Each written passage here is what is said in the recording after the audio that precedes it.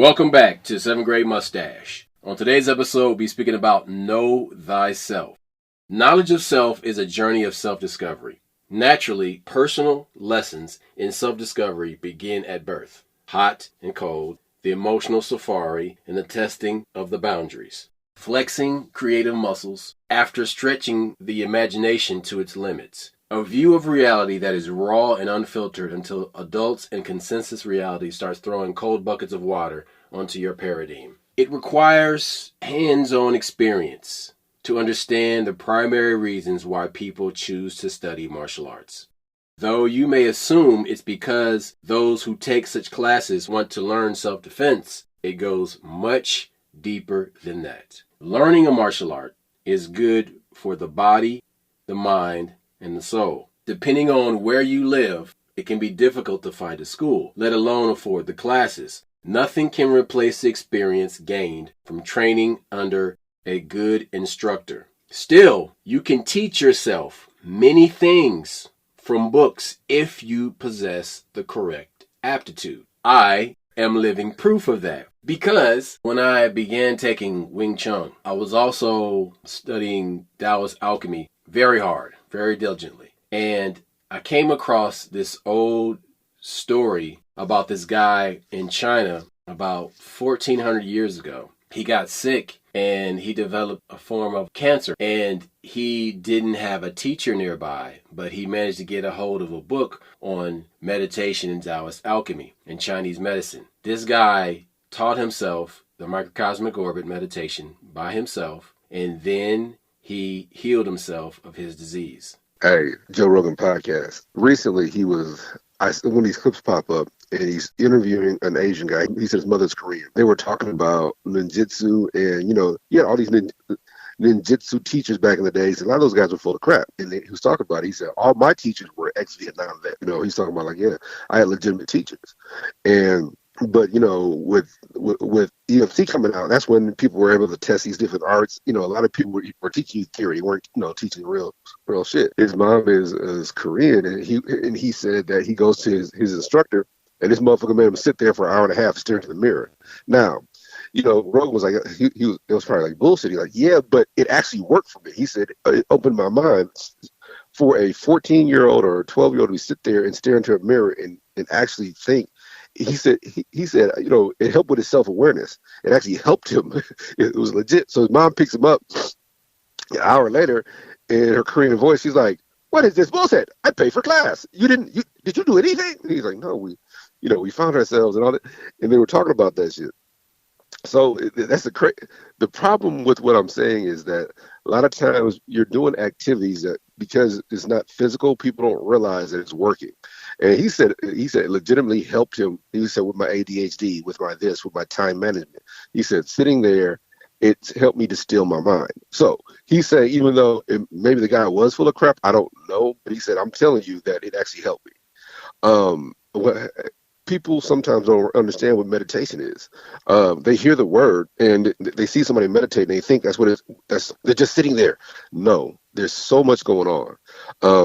One of the things that helped me was self-realizing activities. I had a professor in college that told me how to do some stuff. Sitting there by yourself, it really, you get to know yourself. You become aware of some things. I don't know how to describe it, but it's spiritual. It's some real stuff that you can use later on.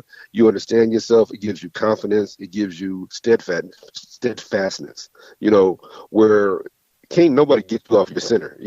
Can't nobody swerve you. You can't be, somebody couldn't offer you money to pull you off your objective, that kind of thing. And so it connects you with your ancestors, the best way to talk. You become that tough. And that's what I always wanted. I wanted that, which just, I screwed some shit up yesterday off the air. We talked about that, but I fucked something up. That's just how. That's what that breeds. That I'm going to accomplish this task. All you got is this. That's how people look at it now. It's like, all I got is this. No, back then it's like, okay, what are my tools? And that you have tools in your toolbox, and you get that from meditation. You get that from prayer, spirituality. I told you guys a story a long time ago when I was talking to my daughter. I said, make up your mind what you're willing to do now. So when you get there, it's not a problem. Now this little nerdy fuck, she wants to go to the Peace Corps and all that shit, but that's fine. She has two majors, one minor, but I think she got it. This child was one I was able to spend more time with and put her the way I wanted her to go, and that's what I mean by that old school. You create that objective. And sometimes, success can be a moving target. You might move it around, but you have an objective and you accomplish that. Sometimes at all costs. But that's what that spiritual strength. That's what my brother's talking about when he's talking about alchemy and all this other stuff. This is the stuff that in the Bible it's called faith, evidence of things hoped for, substance of things not seen. Not everything is going to be something that is tangible. Some things they're tangible, but they're mentally tangible. They're spiritually tangible. The reason for this episode is because we are now entering the year 2024. And between now and the following year, 2025, there is going to be a rapid increase of lies and a proliferation of propaganda online. And so the reason why we're doing this episode is because you have to know who you are and check in with your truest self at all times. Yep. Going forward into this world that we're now going to be stepping into. I want to say one thing real quick, and then I want to come back to what we've been talking about just now. There was an article that was first published by Petapixel on January 17, 2023 that states by the year 2025, 90% of all online information will be generated by artificial intelligence. Think of lies as counterfeit money. They just print it. Exactly. They print it. Exactly. And there's going to be a lot more of that. Now, I'm going to leave that right there. We'll come back to that in a second. But I want to say that knowledge of self is an integral part of the ancient Kemetic system known as the Mystery School. Yes. Know thyself might have actually originated from the coffin texts of ancient Egypt. The texts appear on burial sarcophagi of the Egyptian Middle Kingdom as early as 2000 BC. These texts might have been drawn from the Old Kingdom, a series of Egyptian dynasties that began before the year 3000 BC, outdating the Hindu Vedas, the Chinese I Ching, and the Greek founders. Nevertheless, an Egyptian quotation of Know Thyself has surfaced in modern times.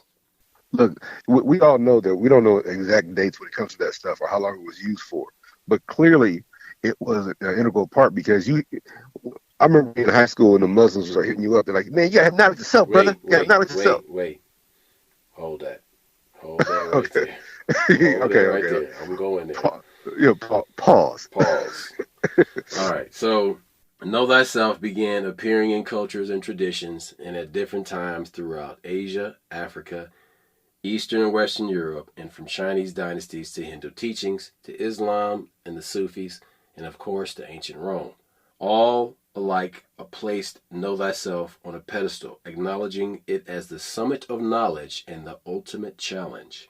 See, a proper historical context is essential to frame this conversation. Yes. Those who came before us either made their profit or failed to tap into this hidden treasure. Yet they leave us a rich legacy of literature, placing the burden of self-realization on our shoulders. The imagination, free will, and innovation form the psychic bedrock of people that move society forward. Yet that breed of human is in danger of becoming increasingly rare, forced into isolation and controlled to be used as needed by those that control the masses. Clarence Smith, also known as Allah and Clarence 13X, was the founder of the 5% Nation of Islam.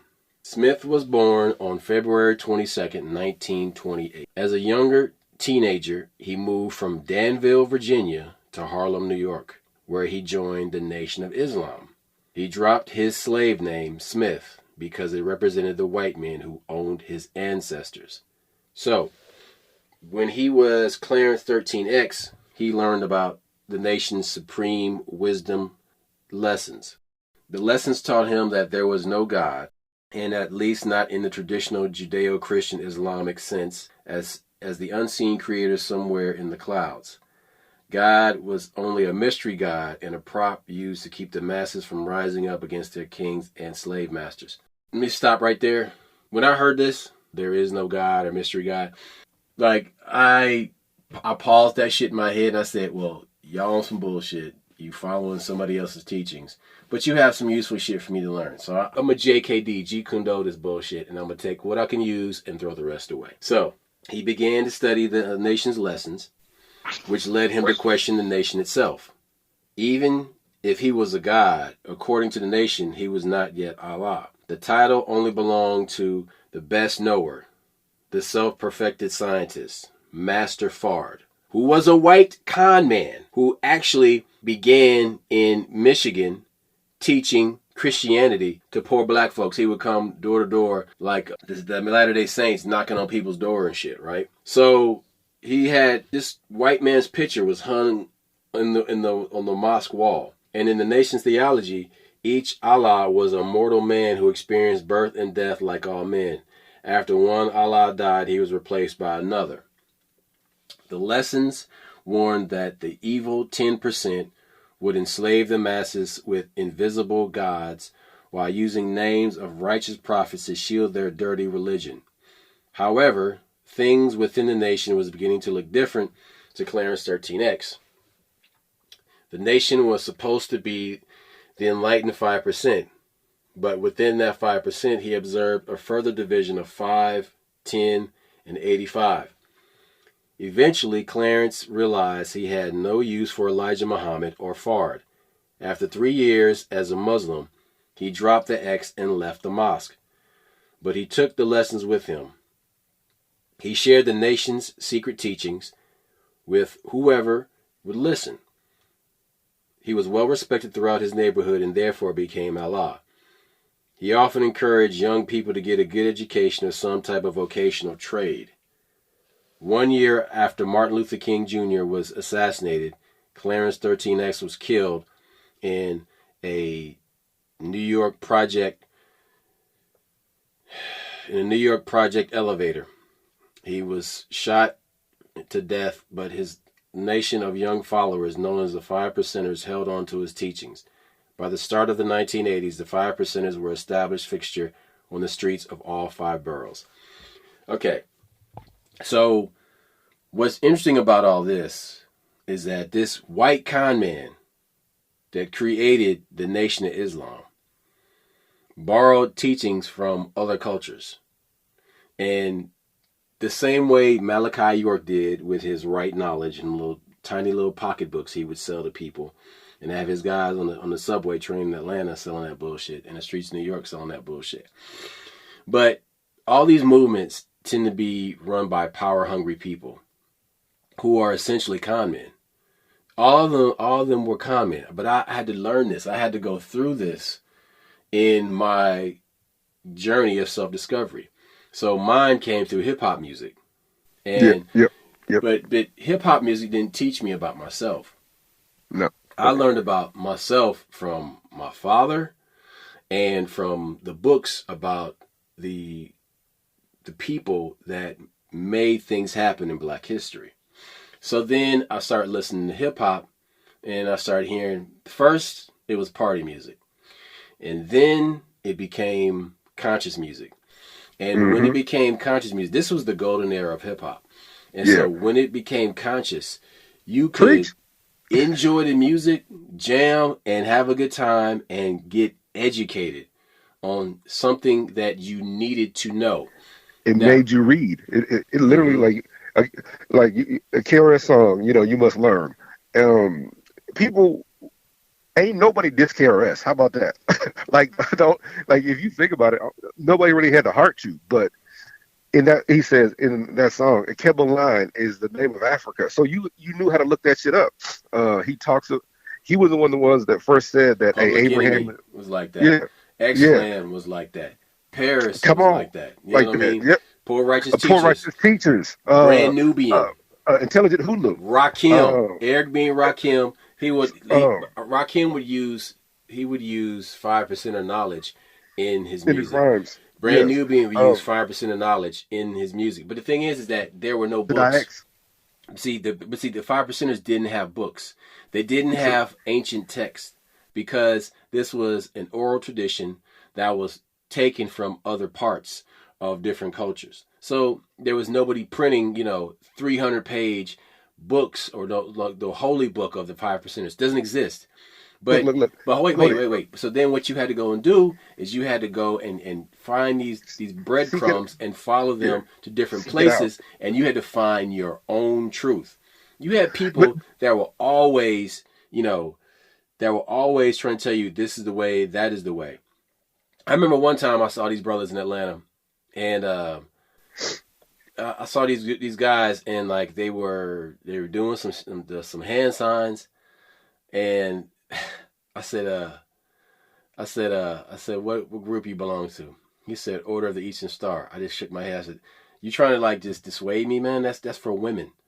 You know what I mean? Like no men are Order of the Eastern Star. So that was all dissuasive shit. But the whole thing is that like people will test you to see what you know. You know what I'm already. Right. But by doing that, they also know how to fuck. People don't realize that you tell on yourself. They don't realize you just told on yourself. When he asked you that question, if you hadn't been interested, that means, he don't know shit. We can just fuck this nigga over and take his money. But at the same time, I've also been... See, this is crazy because in masonry, they say you have to ask. You know what I'm saying? You have to ask. Yes. There's a t-shirt. To be one, you must ask one. Yeah, see, that was never the case for me because I got petitioned 3 times. And 3 times I said no. Now, Christ said, never take an oath. Never take oaths because that will bind you to that group, to those people. And so 3 times they came and asked, 3 times I said no. That was a test for me. Now, I'm not worried about some man testing me. Be it physically or mentally. I'm like, I laugh at that shit. That's why I laugh at them dudes that try to dissuade me when I ask them if they were Masons and shit. But all these things are little games, and people like to play little games. I have a spiritual katana, and I slice through bullshit.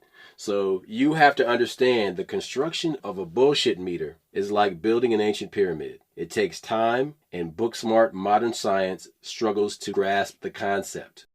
You must hone it.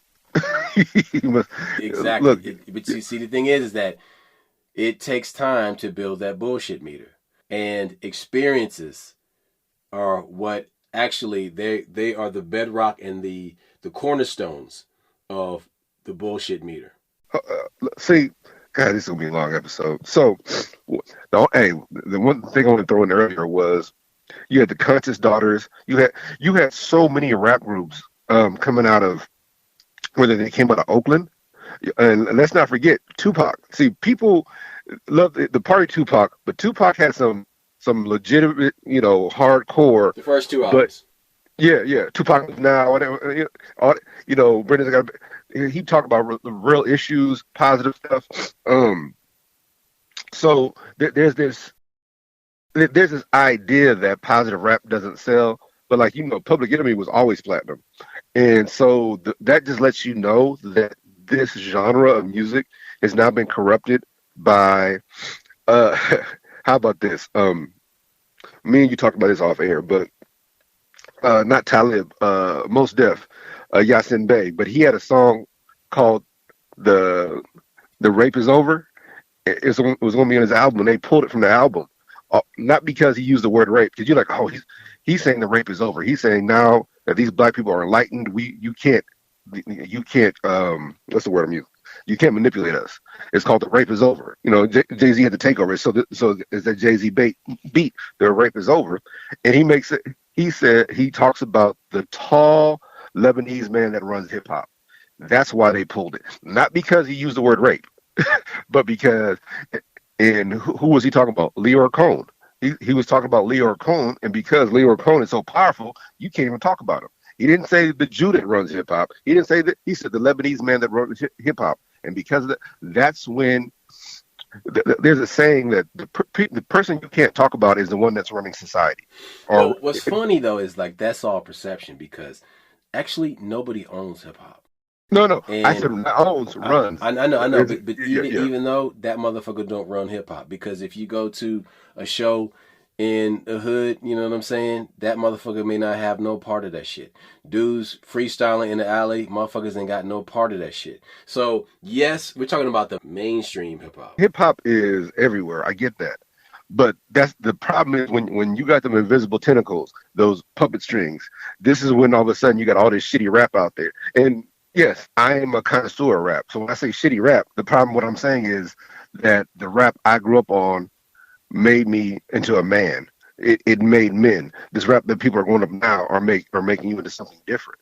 And oh shit, we left out Ice Cube and NWA because you got to remember they had some dope shit too. We know about the gangster side, but the problem is that But see, the thing I was about watching. NWA, like, they were just talking about shit that I experienced, in the streets. They didn't really enlighten me to anything, though. Look, they had one song and only one song that matters.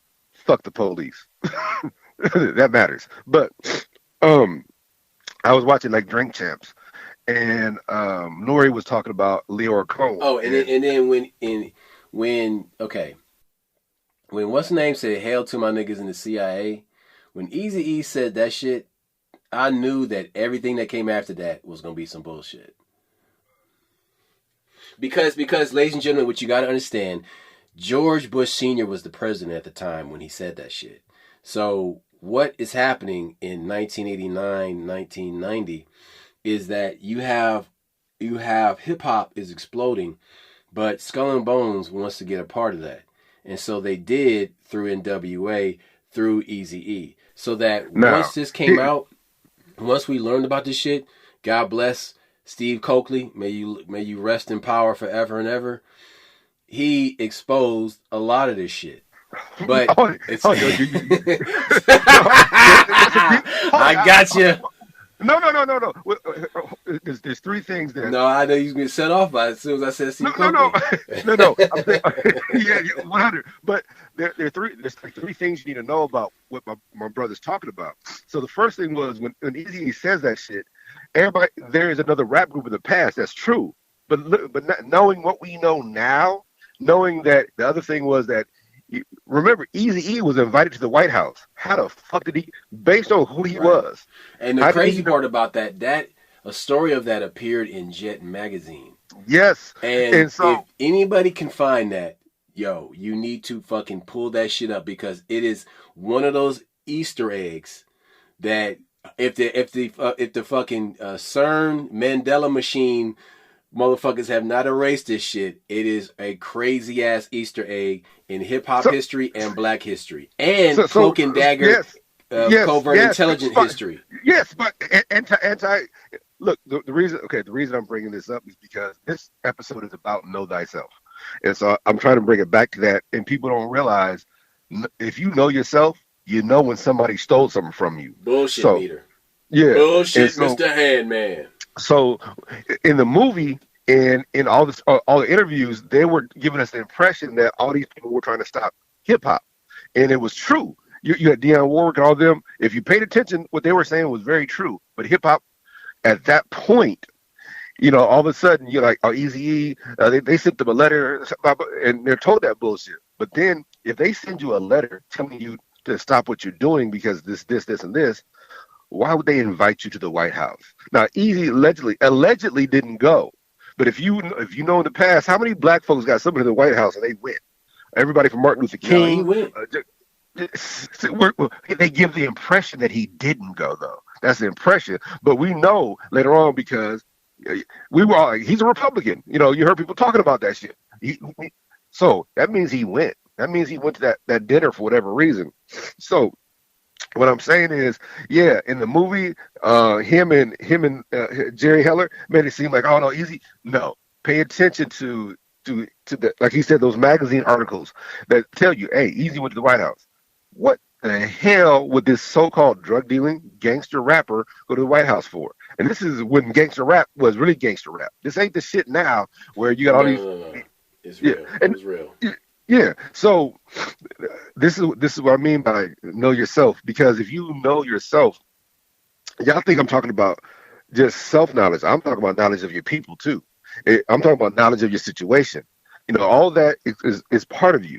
And when somebody gives you bullshit, You can smell it. Steve Coakley was, if you followed Steve Coakley, what made him special was he always gave you a book to read to where you can substantiate this claim because he came from the journalism, and so when you got a guy like that and that's somebody that you look up to, you're going to want to, okay, how do I support the claims? And that's why even on this podcast we're big on where you can find this at. My brother just told you that was in a Jet magazine way back when. Now my brother read every single Jet magazine because he had every beauty of the week. People who, when you see Martin, that's how Roscoe was, and you got to understand. So, but back in the day, Jet was a real tool for our people to find out knowledge and where what was going on. It wasn't simply like a TV guide like it is now damn near. But back when we was kids, Jet magazine was real. You would learn about like Emmett Till and that funeral, that Jet front page, that kind of shit. So, but there was so much to what you're talking about.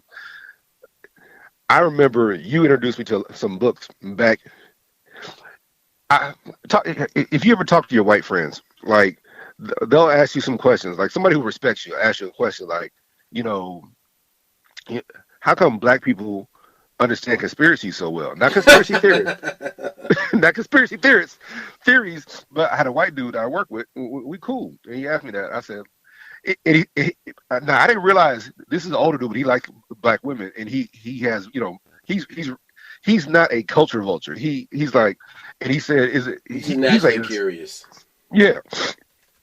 And is it simply because of slavery? I'm like, no. I said that's because black people catch people in lies all the time. And I said I'll just give you an example. Tuskegee experiment.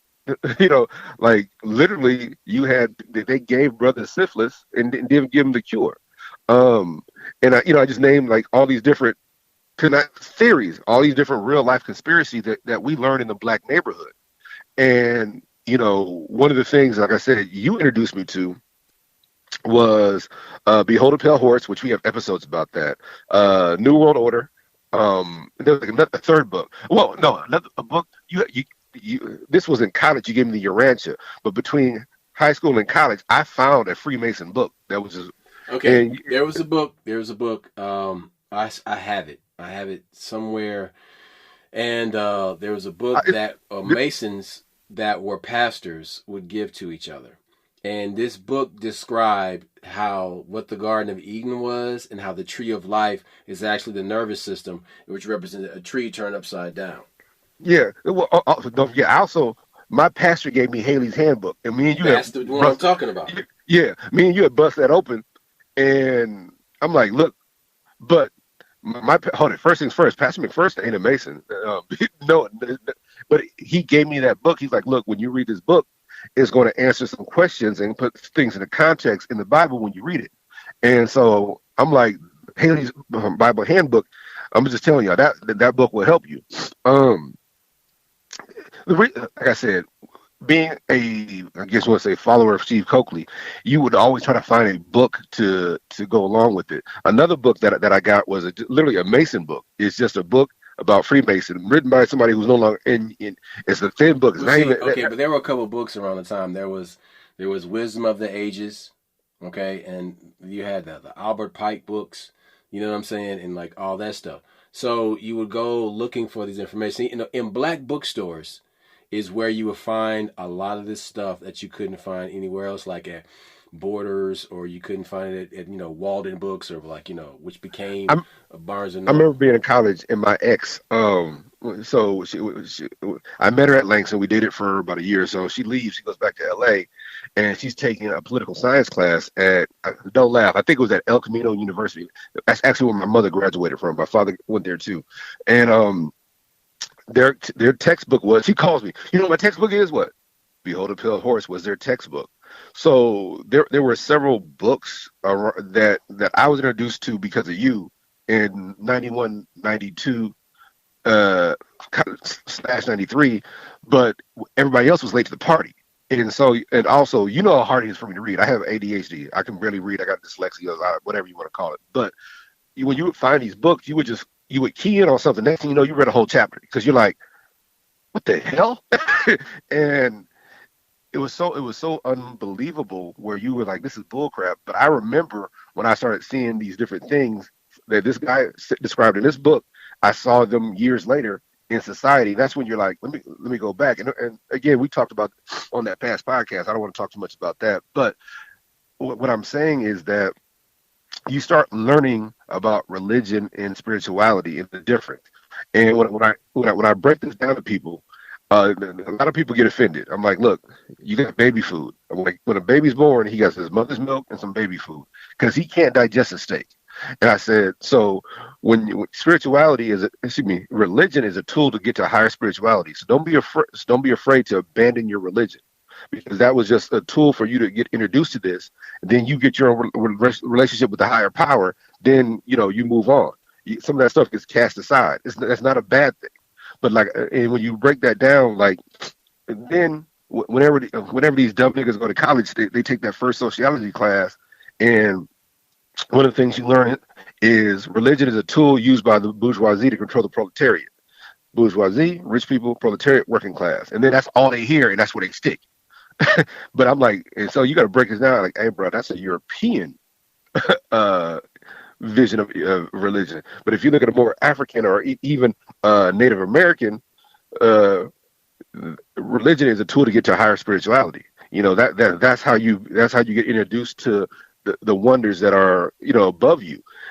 Somebody who's greater to you that has father and that kind of stuff. And so that if you get that understanding early, then then you can't be manipulated. When somebody decides, hey man, it's Eastern Star, I'm like, motherfucker, you just think I'm stupid. Okay, that's cool. I respect it. Because what it is people see you a certain way as they were, and they try to imprint that on you.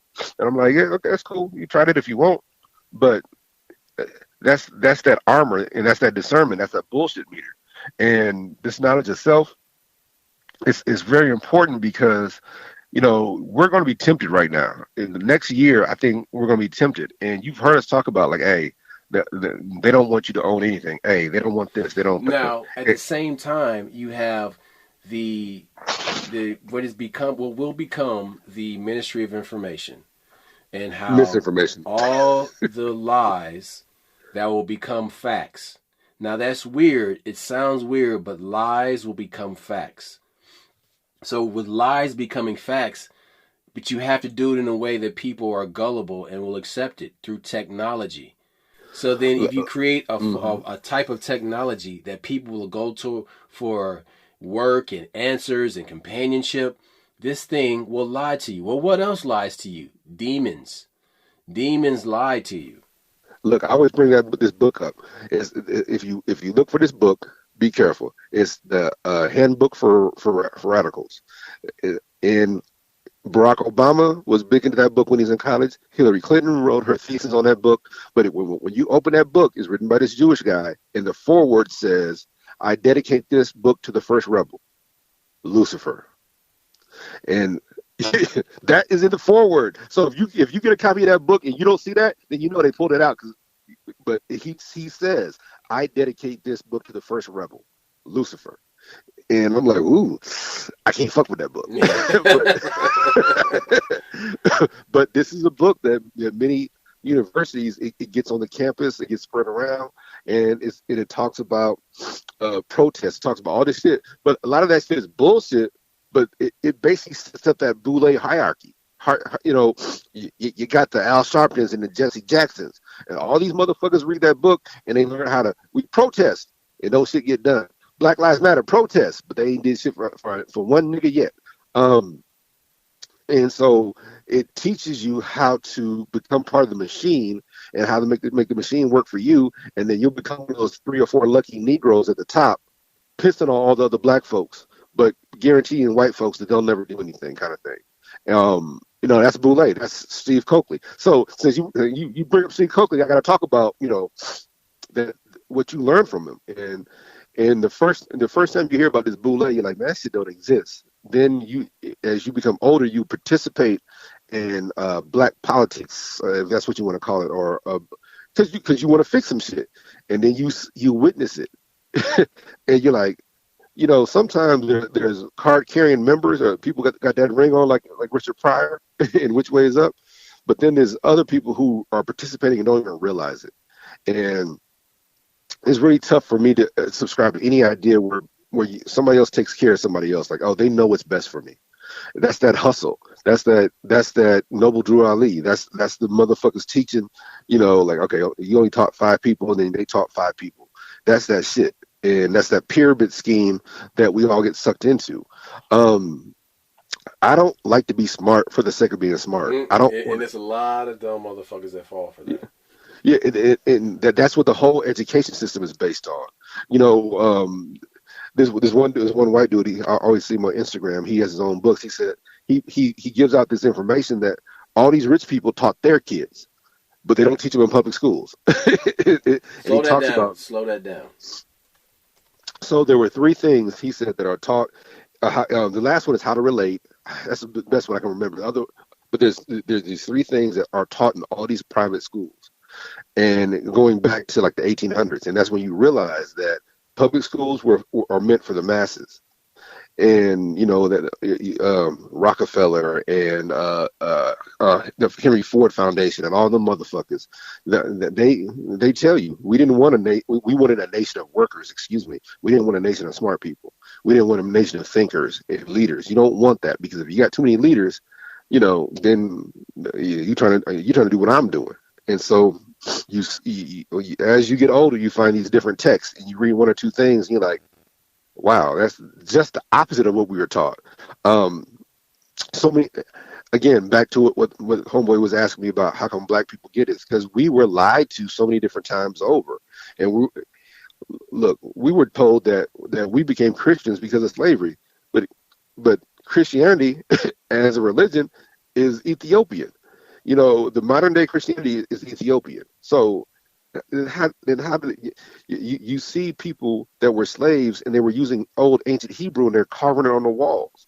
Who writes on walls? Egyptians. You're seeing, if you pay attention, you can see your culture as it exists, and you're like, okay, that's they were doing what was natural to them, and you understand that they didn't trick us into Christianity. Did they manipulate Christianity for people to believe, like, okay, being a slave is a noble thing? And there's different translations of the Bible, and when you read those older translations, they don't have a lot of the shit that's being pushed down our throat. So yes, you got to understand who you are, and that's when you say knowledge of self, you're not talking about just your individual knowledge of who you are. Like me and you have talked about this on past podcasts, and I asked you, I said, hey bro, when did you become self-aware? What are your earliest memories?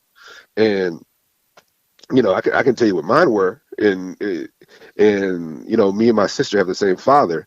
She doesn't remember anything before 4. I do. I I do. remember. No, no, no, Yeah. no, no, no, no, no. Hold it. Yeah, go I know ahead. you do. Yeah, no. I said I know you do, because we talk. But so I can ask you, like, if I say when did you become self-aware, you know what I mean. Literally, when I asked other people, I was talking to my daughters, one of my younger daughters. I'm like, hey, when did you become self-aware? What are your earliest memories? And a lot of them were of me, because I remember we did this. I'm like, oh shit, that broke my heart. But what you got to understand is that when you start, if your earliest memories are usually when you become self-aware. That's why if I say it to Roscoe, hey man, when did you become self-aware? And you'll tell me, man, I remember doing this, this, and this with my father. I remember doing this, this with my mother. And you were probably 2 or 3 years old. I remember doing this with my older brother. And that's self-awareness. When those earliest memories are usually when you become self-aware. So that's why we were joking. You were like, I'm not just self. um, but one of the parts of knowledge of self, which a lot of people won't talk to you about, is what are your earliest memories, and that's when you relate to, like, when I became self-aware. When I become aware of religion and going to church, when I become aware of going to school, like when I become aware of me and my parents, that's self-awareness, and those memories are probably pretty important to you. Um, but I was joking earlier about the whole knowledge of self thing, is because that's how them niggas would get you. They were, you gotta have knowledge of self just to eat breakfast. You're like, what the fuck? I can't eat breakfast without knowledge of self? What the fuck does that mean? And so that they would dangle that little carrot in front of you, And that's how you would get interested in that stuff because I'm like, man, not knowing that you already had knowledge of self. Some people know themselves and don't like themselves, nigga, when they meet themselves. But I just remember being in college and being broke and having that time to really get to know myself.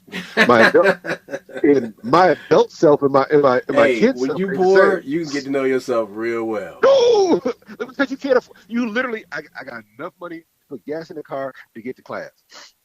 I got food stamps, but I also bought some cereal. So I got food. Because at the time I worked at the cable company. So I'm like, look, I got entertainment. I ain't got to go nowhere. And I had free cable, so I'd have the fight parties. And I'd be invite people over and like make a little money. And I was bootlegging too. That was one thing I would buy like in Oklahoma. I went to college in Oklahoma where they got that 2.3 beer. And what I would do is I would buy St. Ides up here in Omaha. I could buy a box of St. Ides for like $21. I would sell those for $8 a bottle. you know, and yeah. So when you sitting there, you come up with all kinds of shit. But it's really when you don't have all these options where you become you get knowledge of self, where you become aware of who you are, what you will do, what you're learning, how this really applies to you. Um, it makes you think, well, where was Malcolm when he was sitting here, or where was Jesus when he's doing this, or where was Rosa Parks? When you find out like she had like a legitimate job, like she was no pushover kind of thing, or when you start reading these books about Rosa Parks, she talks about sitting on her porch with a shotgun. Like really. And that's another thing is like that's when you realize that whole nonviolent agenda was some bullshit that was pushed down our throat. But when you start reading about these great black people, and a lot of them talk about having guns and having to protect themselves, and you're like, well, I thought guns were bad. I thought that those guns were for dumb people. And you're like, nah. And again, knowledge itself. They're going to start bombarding you with gun control and different options. And the term that they use is common sense gun control. And that's that shit they got in California where if you have a gun in a room with a kid, they can arrest you. That's not common sense gun control. That is control, period. Take the gun off and just say control. They want to control you. Nobody wants to control your guns. They want to control you. Again, that's knowledge of self. You have to understand that black people were told that we should be marching. But if you do your research, you find out about the Deacons for Defense. You find out about the Black Panthers. See, you know about the Black Panthers of Oakland, but the original Black Panthers had to do with voters' rights in Alabama. And the Black Panthers said, "Can we use your name?" You got Martin Luther King had bodyguards with guns. Again, this nigga talking nonviolence, but that nigga had people had his back. So that's what I mean by knowledge of self. When you start finding out real history, you can relate. That's myself. That's my knowledge of self, and that's what I meant by when I said knowledge of self. Like, why would Eazy-E, if you know history, why would he go to the White House? He went. What did he find out? And then all of a sudden, all these stories you hear about the prison industrial complex and how they what's the word, directed gangster rap. And then you realize that they built all these new prisons and they had to fill them, and they filled them with black bodies, black men and black women, black children. In that gangster rap, all it did was help. So when a nigga said shout out to the CIA, there was a rap group called CIA, but he wasn't talking about that rap group. He was talking about George Bush because everybody knows George Bush Sr. went to Yale and he was the head of the CIA at one point.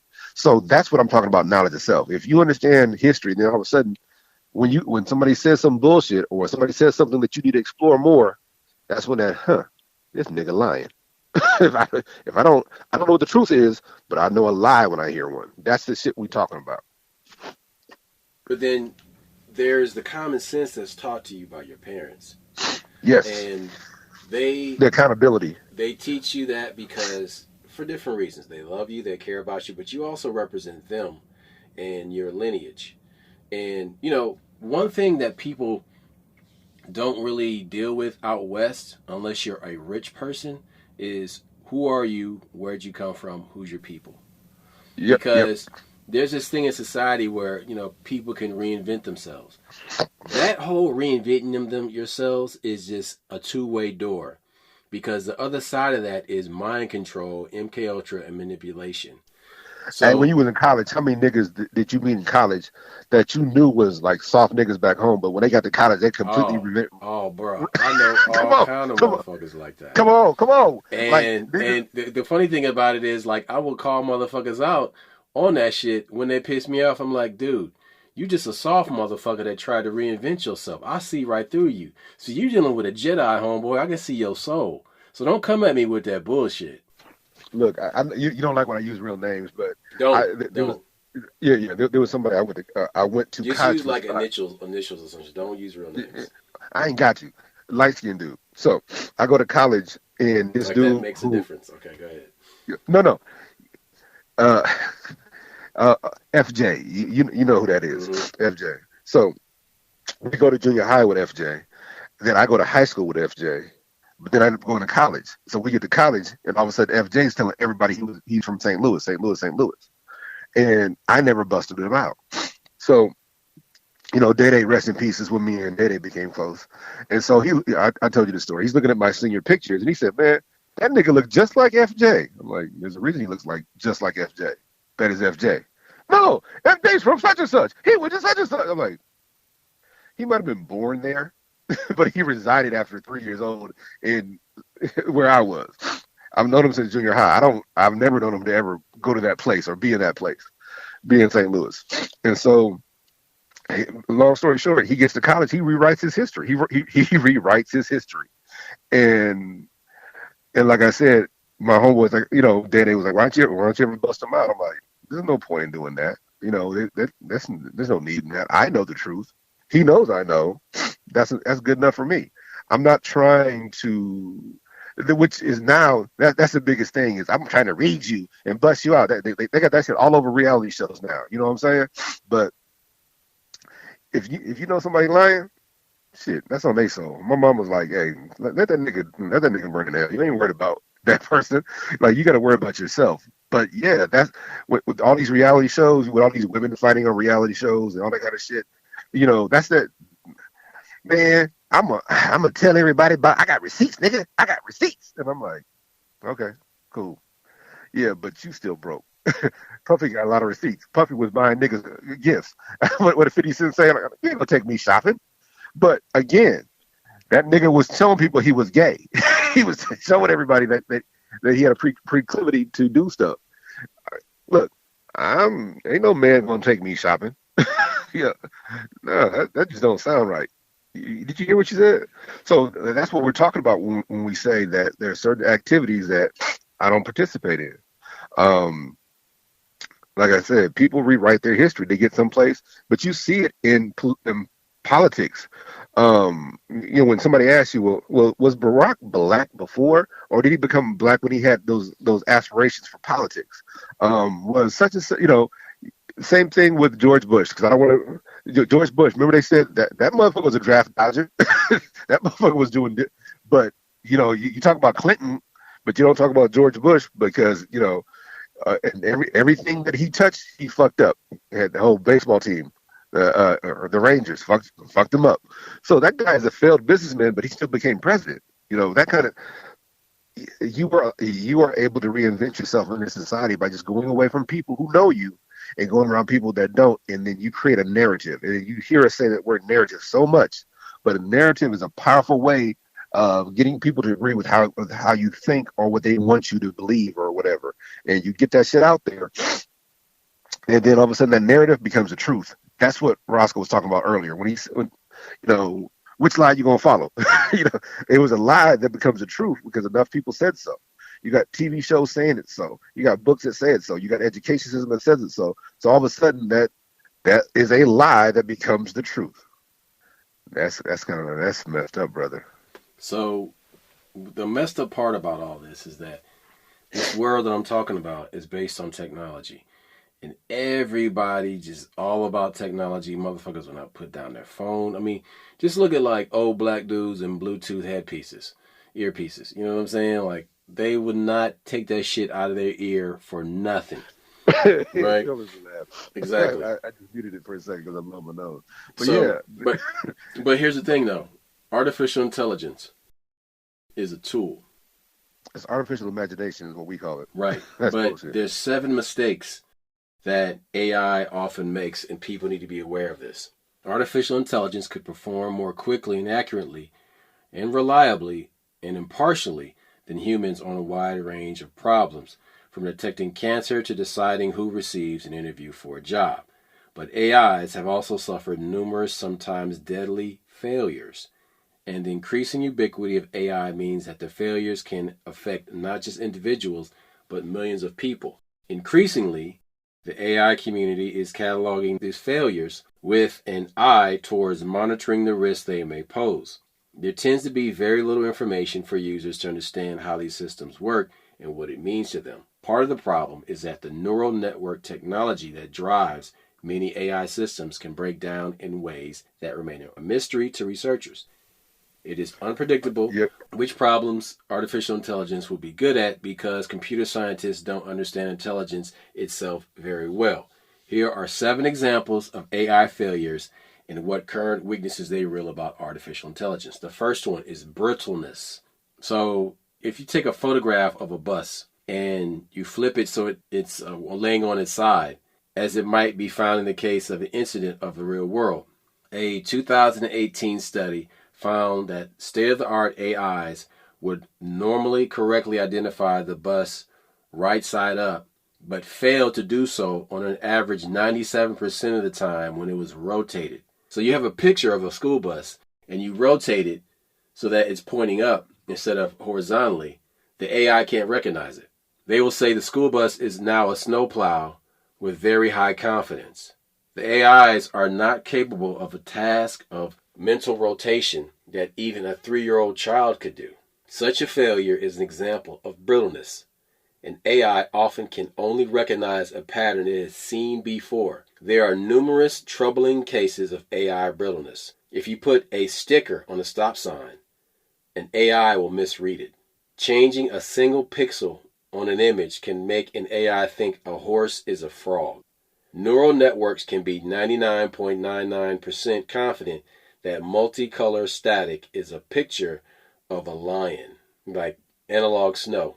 Medical images can get modified in a way imperceptible to the human eye, so medical scans misdiagnose cancer 100% of the time. All the time. Hold it. I just sent you a picture of. So I have pictures of my dogs in my phone, and I got an iPhone, and you scan down, and it says, bull terrier. It says this is a picture of a bull terrier, and I'm like, what the hell? And then I got some other dogs, my older dogs. It's like either this is an American bulldog or is not a Presa Canario, is American bulldog or Argentine dogo. And I'm like, yeah. So AI makes if it can misdiagnose a dog, can you mean to tell me that it can't misdiagnose? Like I said, it gave me 2 choices. Now, the first choice was correct. The second choice, not even close. So this confidence that we're just trying to tell people, be careful about putting this confidence in this AI. How many times have they used like Morgan Freeman's voice or Joe Rogan's voice, and you can tell like this is AI talking? Okay. And you're like, hold on a second. Embedded bias. Increasingly, AI is used to help support major decisions such as who receives a loan, the length of a jail sentence, and who gets health care first. The hope is that AIs can make decisions more impartially than people often have, but much research has found that biases embedded in the data on which AIs are trained can result in automated discrimination in mass. Yes, they're racist. It makes racist decisions, posing immense risk to society. For example, in 2019, scientists found a nationally deployed healthcare algorithm in the United States was racially biased, affecting millions of Americans. The AI was designed to identify which patients would benefit most from intensive care programs, but it routinely enrolled healthier white patients in such programs ahead of black patients who were sicker. The University of California, Berkeley researchers found the algorithm mistakenly assumed that people with high health care costs were also the sickest patients and most in need of care. However, due to systemic racism, black patients are less likely to get health care when they need it. So they use AI for job applications, and they are less likely to generate cost. They designed a new algorithm that analyzed other variables and displayed 84% less bias. There's a lot more work to do, but accounting for bias is not at all impossible. Look, all we're trying, all we're saying is this AI thing is far from being where it needs to be. But stop putting your faith in it. If people just slap the AI tag on anything and make like it's better. I remember when you was a kid and they would come out with new and improved cereal, and you're like, "Ma, I want some new and improved." That's all AI is. Okay, It's just I got 5 more to go. Just hang on. Catastrophic forgetting, deep fakes, highly realistic, artificially generated fake images and videos, often of celebrities, politicians, and other public figures, are becoming increasingly common on the internet and social media and could wreak plenty of havoc by fraudulently depicting people saying or doing things that never really happened. We got too much faith in celebrities. That's just a way to get to us. Yeah. So to develop an AI that could detect deep fakes, computer scientists at the university in South Korea created a website where people could upload images to check their authenticity. In the beginning, the researchers trained their neural network to spot one kind of deepfake. However, after months, many new types of deepfakes emerged, and when they were training their AI to identify these new varieties of deepfake, it quickly forgot how to detect the old ones.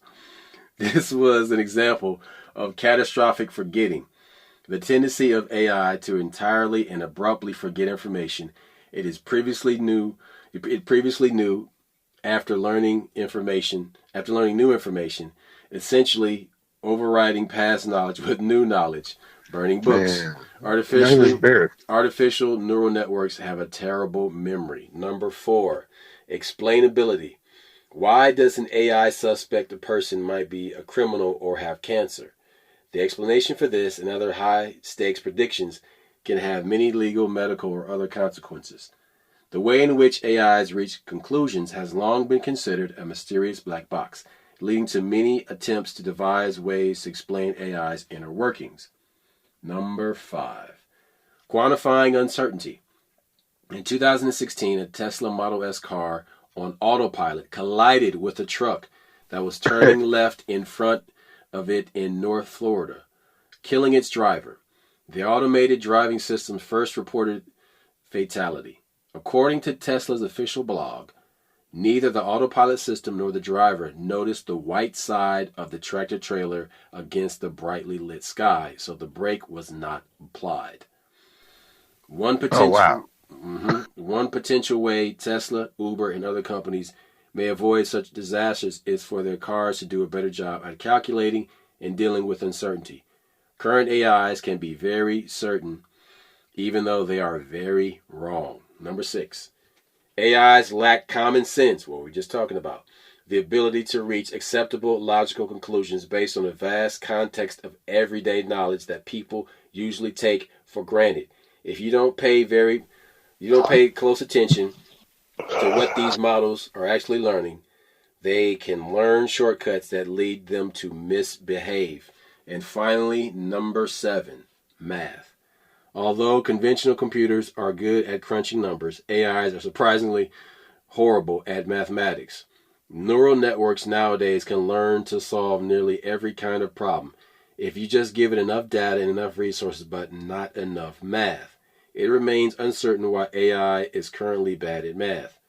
One possibility is that neural networks attack problems in a highly parallel manner like human brains, whereas math problems typically require a long series of steps to resolve. So maybe the way AIs process data is not as suitable for such tasks, in the same way that humans generally can't do huge calculations in their head. Yeah. So. Too much stimulus. Look, this, like I said, this whole AI thing is just a dumb person with a good job. You know what I'm saying? And people got too much faith in it, and they just hear the word AI like it's going to take your job. Yeah, but that's because you gave it to the motherfucker, not because it was better at it. No, but it's the white privilege of technology, to use it as an analogy, because that's deep. It really is, because that's what AI is. It's the white privilege of technology. So then you're just, because other people have said it's okay, you're not going to question this motherfucker at all? You're not going to vet this person at all? You're not going to vet this technology at all? Because everybody worships at the altar of scientism now? No, man. Listen, I saw what happened when people worship at the altar of scientism at the point of appealing to authority 3 years ago, 2 years ago, 1 year ago. So, yeah, man, I don't worship at the altar of scientism. But at the same time, I present this conversation as one as knowing yourself because you have to establish a base of functioning that takes a lifetime to develop and navigating in the world with other people. Now you're navigating in the world with artificial people who don't have bodies yet but will have bodies. So then you may have incidents with these artificial people based on how good their calibration is. And you You can have, have a bad day at work too. right, right, or just a bad day of programming. But these are all things that we have to be aware of because this year, 2024, with more and more artificially generated news stories and artificially generated entertainment, it's going to be really crazy to determine what is useful. But you can't rely on somebody else's internal compass. You got to calibrate your internal compass because at the end of the day, in a storm, in a tornado, in a hurricane, how are you functioning? What are you relying on to survive? What are other people that rely on you relying on? You, your instincts, your awareness, your wisdom. Your ability to tell a truck from a horizon. Right. Because you know what? At that point, you're not using knowledge anymore. You're relying on wisdom Experience, yes. and There's a experience. difference. Yes. You're Yes. relying on these things to survive in these situations. So then you're in this storm scenario, a storm of lies. Because these lies, like I said earlier, are like counterfeit money that's being printed now. And there's so much counterfeit money that's circulated in the system that nobody can tell what it is anymore unless you got a good internal compass.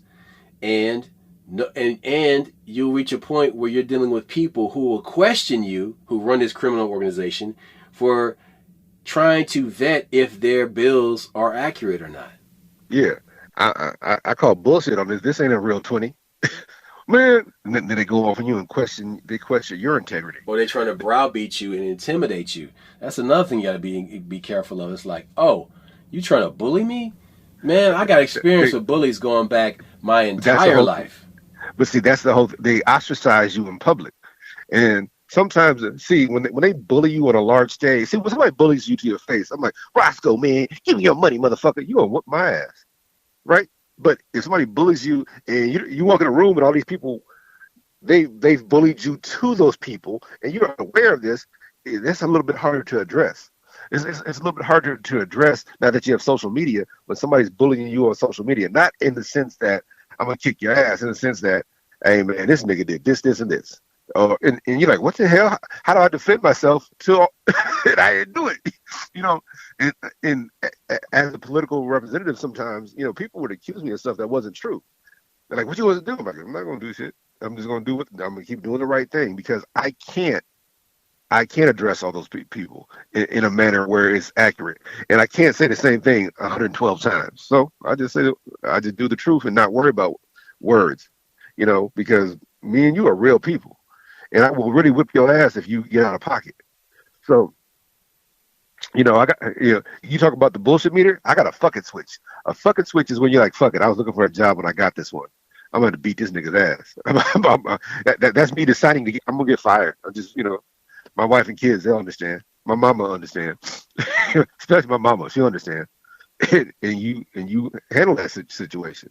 You expect to spend the night in jail, but is it worth it to you? Hell the fuck yeah. So when you understand that I'm gonna hold somebody accountable, you just this is what it is. So you have to rely on your lived experience in these times that are coming. And you have to keep your bullshit meter calibrated. That's all I got. We out. Peace. Holla back. Bye.